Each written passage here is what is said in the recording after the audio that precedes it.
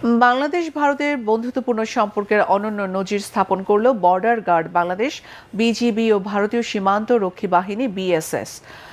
চুয়াডাঙ্গার দামুড়হুদা উপজেলার কুতুবপুর গ্রামের ডালিমুন খাতুন ও রাবেয়া খাতুনের মা বাবার বসবাস ভারতের নদিয়ায়।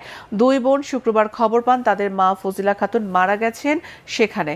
তবে বাংলাদেশে বসবাস করার কারণে শেষবারের মতো মাকে দেখতে পাওয়া নিয়ে দেখা দেয় সংশয়।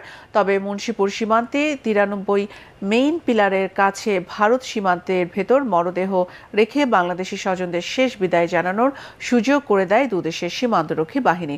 চুয়াডাঙ্গা 6 বিজিবির অধিনায়ক শাহ মোহাম্মদ ইশতিয়াক জানান, মাকে শেষবারের মতো দেখতে চেয়ে সকালে আবেদন করলে ওই দুই বোন এর বিশেষ ব্যবস্থা করা হয়।